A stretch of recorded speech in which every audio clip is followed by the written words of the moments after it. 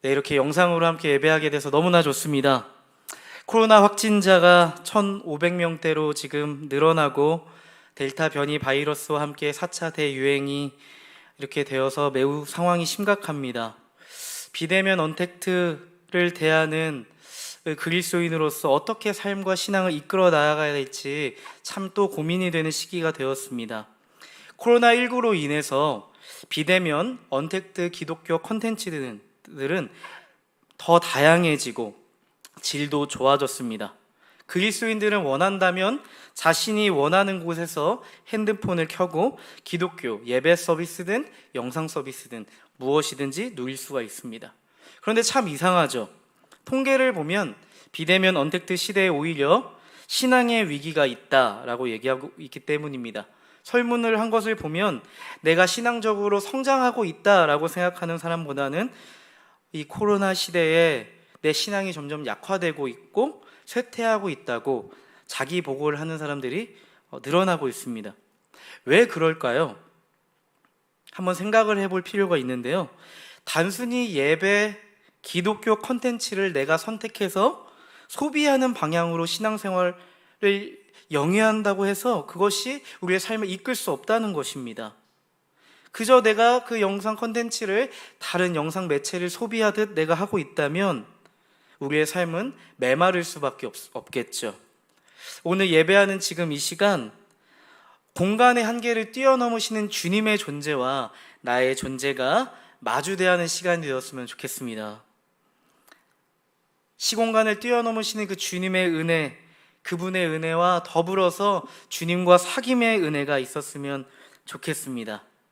오늘 함께 나눌 이 말씀은 여러분이 너무나도 잘 아시는 말씀입니다. 이 탕자의 비유는 기독교를 알지 못하는 사람들도 잘 아는 이야기 중 하나죠.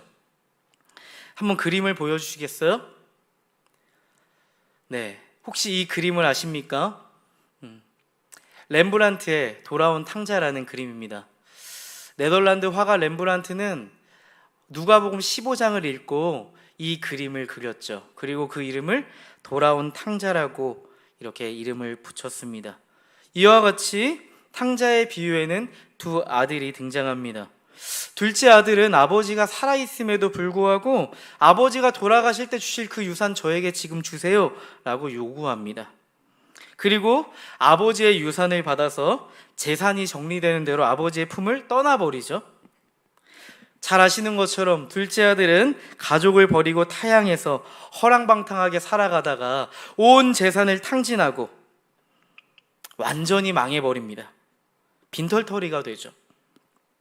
아마도 둘째 아들은 우리가 생각하는 전형적인 탕자의 모습이지 않을까 그렇게 생각을 해요.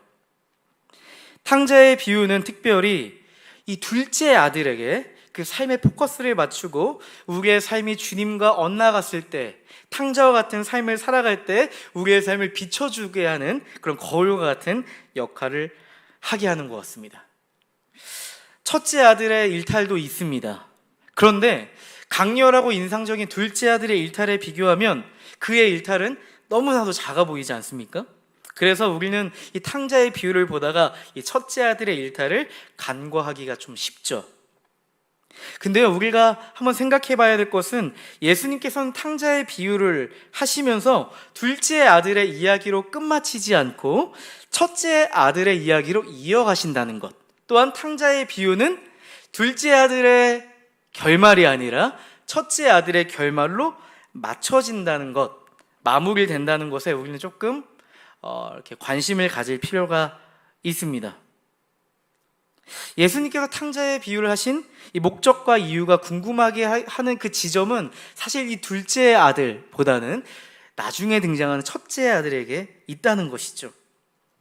첫째 아들은 둘째 아들과 달리 아버지와 함께 아무런 문제 없이 아주 효자처럼 충실히 살아가던 아들, 청년같이 보입니다. 그러나 집으로 돌아온 동생에 대한 그 첫째 아들의 반응은 정말 의외입니다.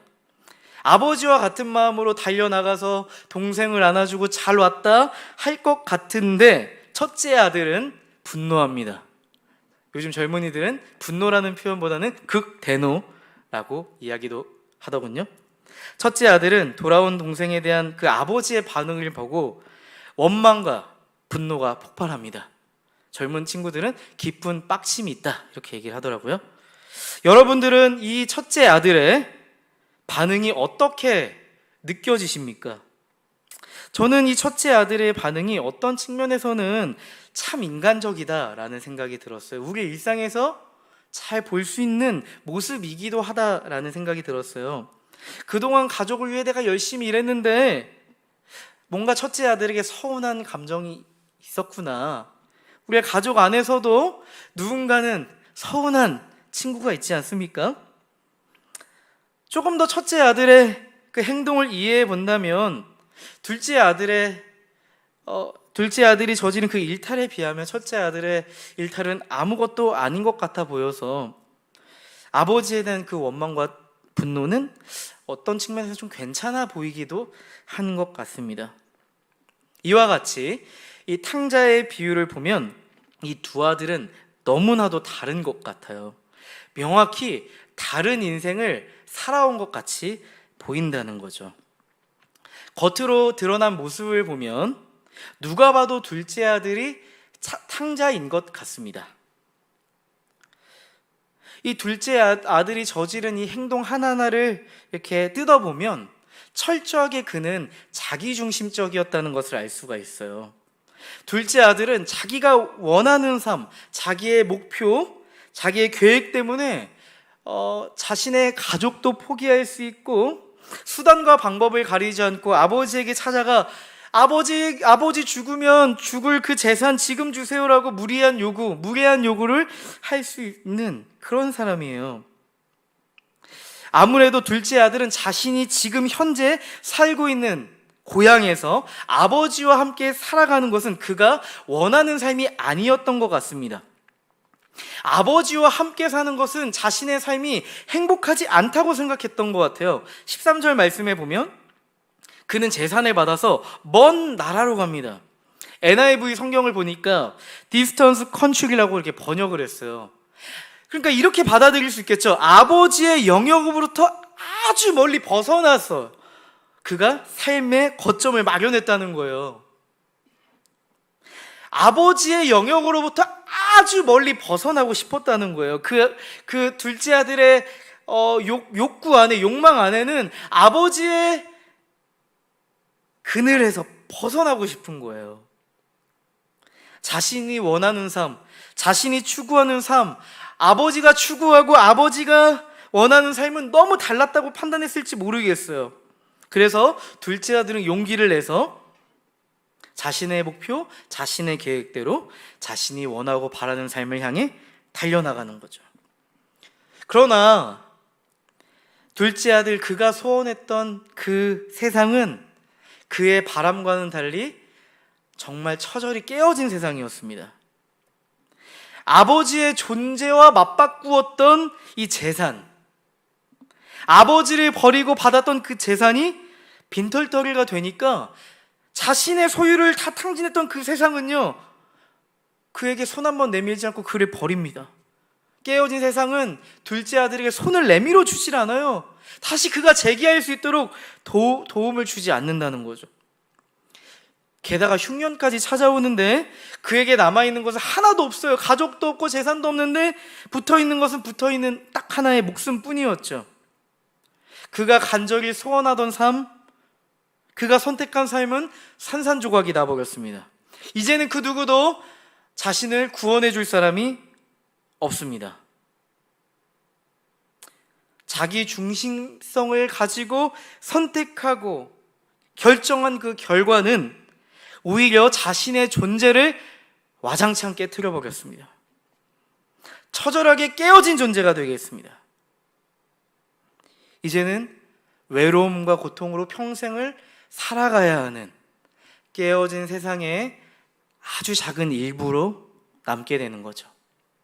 여기까지는 우리 성도님들이 아주 잘 아시는 본문이기 때문에 아주 잘 흡수가 되실 거예요. 근데 우리가 첫째 아들의 삶도 조금 파헤쳐 볼 필요가 있어요. 첫째 아들의 삶을 면밀히 살펴보기 위해서는 그의 언어를 좀 살펴볼 필요가 있어요. 이 첫째 아들의 언어를 보면 그의 삶을 지배하고 있는 삶의 목적과 가치를 알 수가 있고, 그의 정서와 그의 주된 정서와 감정이 적나라하게 드러나 있기 때문입니다. 한번 29절과 30절 한번 띄워주시겠어요? 네, 한번 이게 첫째 아들이 느끼는 삶의 목적과 가치입니다. 이것이 그를 둘러싸고 있는 지배적인 정서와 감정입니다. 한번 29절과 30절을 읽어보도록 하겠습니다. 함께 읽겠습니다. 나는 이렇게 여러 해를 두고 아버지를 섬기고 있고 아버지의 명령을 한 번도 어긴 일이 없는데 나에게는 친구들과 함께 즐기라고 염소새끼 한 마리도 주신 일이 없습니다. 제가 새 번역으로 읽었네요. 다시 개역개정을 읽겠습니다. 30절. 아버지의 살림을 창녀들과 함께 삼켜버린 이 아들이 돌아오매 이를 위하여 살찐 송아지를 잡으셨나이다. 이것을 생동감 있게 읽는다면 안에 있는 분노를 끄집어 올려서 아버지에 대한 원망과 분노를 막 쏟아내야 돼요. 여태까지 아버지에게 서운했던 감정들을 막 폭발시키는 거예요. 또한 아버지에 대한 원망과 불만뿐만 아니라 아버지의 재산을 가지고 나갔다가 돌아온 그 동생을 향한 그 대우를 보면서 이건 너무나도 불공평해 라고 하는 이 첫째 아들의 마음이 담겨 있습니다. 사실 이 말씀을 더 자세히 보면요, 그가 아버지의 품을 떠나지 않고 아버지를 섬기고 아버지의 말씀을 따랐던 것은 아버지 곁에 남아있을 때 주어질 어떤 것이 있었기 때문임을 우리는 짐작할 수가 있습니다. 아버지 곁에 있을 때 상속자가 되어서 나중에 주어질 재산을 기대하고 있었으나 아버지는 한 번도 나에게 염소 새끼 한 마리도 잡아준 적이 없는 거죠. 그가 기대하고 원했던 것은 아버지 영역 안에 있으면 자신이 가지게 될 재산이었음을 알 수 있습니다. 또한 동생을 바라보면서도 재산을 다 삼켜버린 아들이라고 이렇게 이야기하지 않습니까? 동생을 바라볼 때요, 이 혈육의 정은 찾아볼 수가 없어요. 그의 삶에 이 돈이라는 가치, 이 재산이라는 가치가 얼마나 중요했는지, 그가 탕진한 재산을 생각하면 아버지같이 나는 동생 받아들일 수 없어. 그가 탕진한 아버지의 재산을 생각하면 난 결코 그를 받아들일 수 없어 라는 거죠. 저는 이 장면을 보면서요, 이런 생각이 드는 거예요. 둘째 아들은 자신이 원하는 삶을 위해서 아버지를 떠났잖아요. 가정을 버렸잖아요. 근데 첫째 아들은 목적이 동일한 거예요. 자신의 원하는 삶, 그것을 위해서 그는 오히려 역으로 아버지 곁으로 남기로 결정한 것이 아닌가? 이런 생각이 들면서 첫째 아들과 둘째 아들의 삶이 크게 다르지 않다고 이렇게 느껴지는 거예요. 둘째 아들도 자기 중심성 때문에 깨졌다면 지금 이 첫째 아들이 깨어진 이 장면도 자기 중심적 본성 때문에 그의 삶이 깨어지고 있다고 보이는 거예요. 여러분 첫째 아들의 이 내면의 모습이 어떻게 느껴지세요? 아버지에 대한 원망, 불만, 동생에 대한 피해의식이 느껴집니다. 아버지 단 한 번도 나에게 염소 새끼 한번 잡아주신 적이 없어. 아버지는 참 인색한 사람이야. 내가 아버지를 위해서 얼마나 일을 열심히 했는데. 피해의식이 있죠. 또한 그에게 보여지는 건 또 불안에 대한 부분도 있습니다.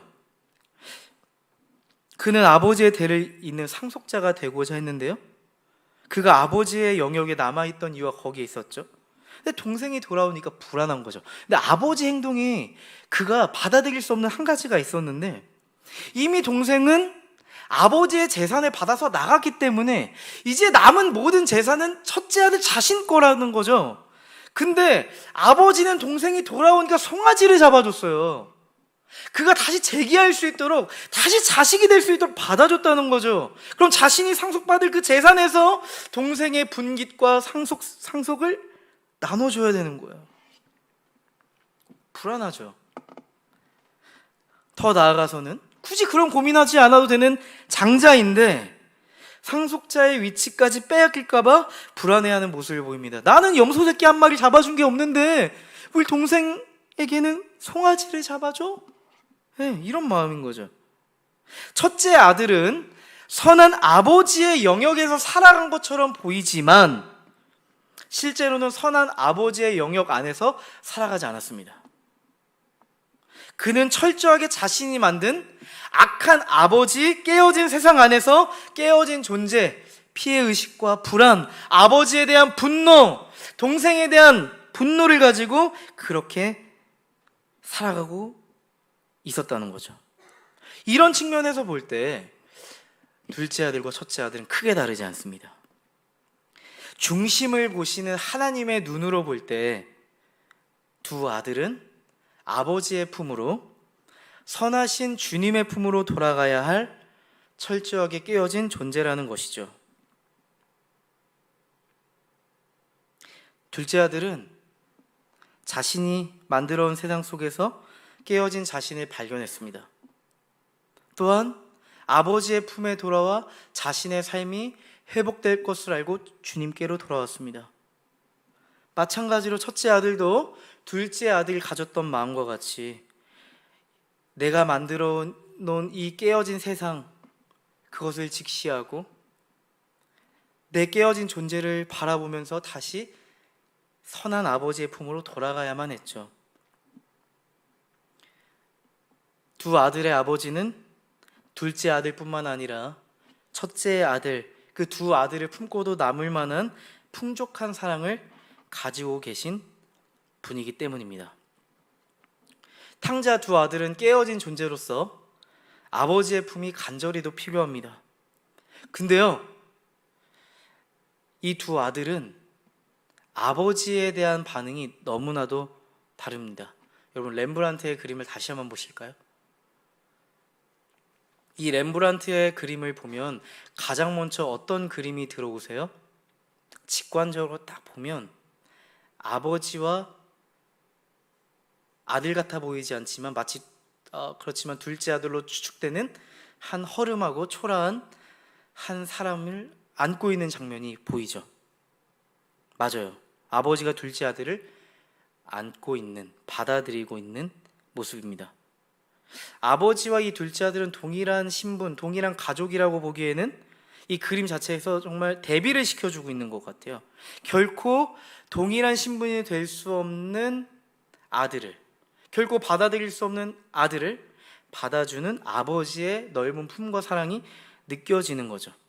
저는 이 렘브란트의 그림을 보고 렘브란트가 첫째 아들에 대한 묘사와 이 그림을 그리지 않았나라고 다시 한번 찾아보게 되었습니다. 근데 그 그림이 없더군요. 그래서 이 그림을 다시 한번 자세하게 보는데 이 그림 안에 첫째 아들이 있습니다. 여러분 한번 찾아보시겠어요? 네, 여기 화면에서 잘 보이실지 모르지만 아버지와 아들 뒤에 총 4명의 사람이 있는데 첫째 아들로 추론할 수 있는 사람은 아버지와 동일한 복장을 입고 있는, 동일한 신분을 나타내고 있는 한 사람, 그 옆에 있는 첫째 아들입니다. 근데 이 렘브란트가요, 이 그림에 이 누가복음 15장을 정확하게 읽고 그림을 그렸다는 생각이 들었어요. 한번 잘 보시겠어요? 둘째 아들은 지금 아버지의 영역에 있어요. 그림을 보시겠어요? 둘째 아들은요, 아버지와 함께 아버지의 영역이 있는데 첫째 아들은 이 그림상으로 보면 아버지의 영역을 벗어나서 서 있어요.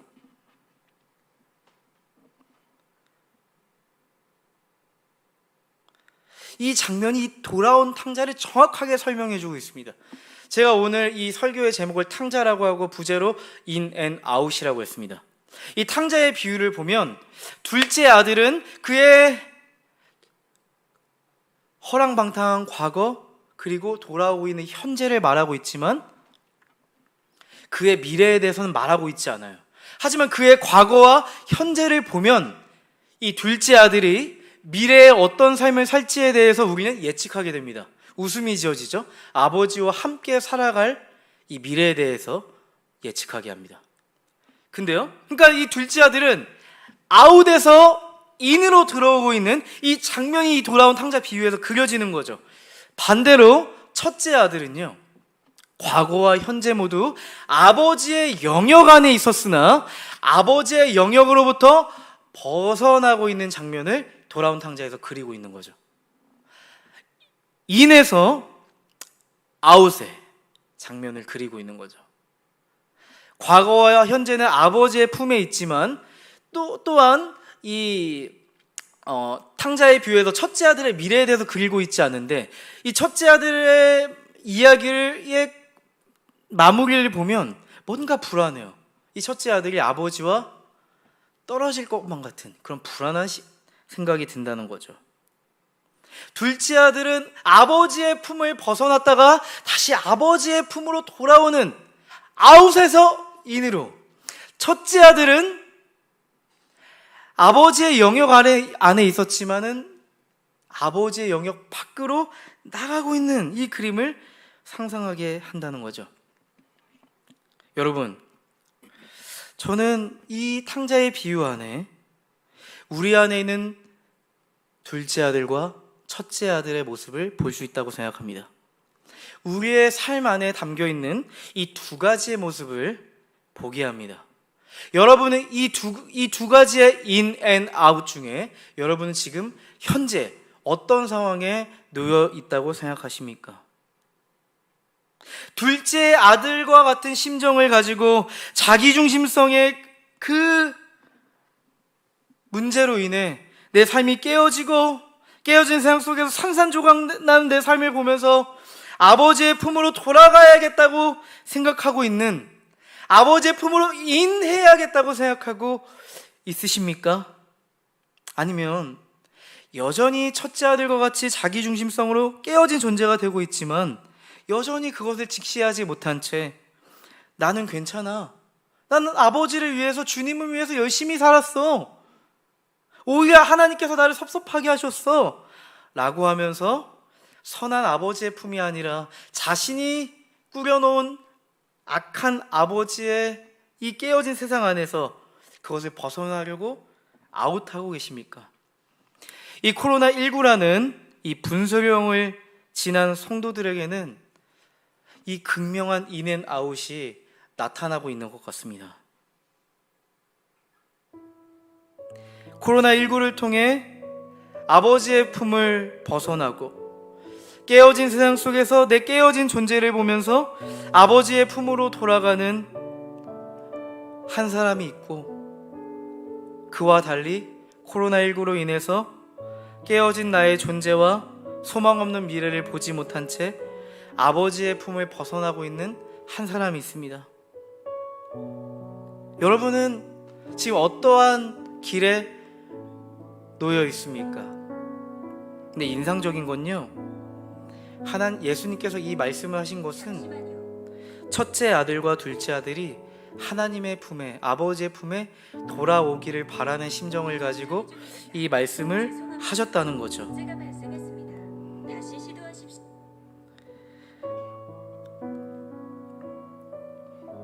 우리는 모두 탕자이기 때문에 아버지의 품에 돌아갈 수 있는 그 소망이 있습니다. 여전히 나는 탕자가 아니라고 생각하며 아버지를 원망하고 불만에 휩싸여 있는 모습이 있다면 그것이야말로 내가 탕자라고 하는 시그널, 사인이죠. 돌아가야 한다는 사인입니다. 주님의 빛이 우리의 깨어진 존재를 직시할 수 있게 하기를 간절히 바랍니다. 함께 이 찬양 함께 고백하시고 들은 말씀 가지고 함께 기도했으면 좋겠습니다.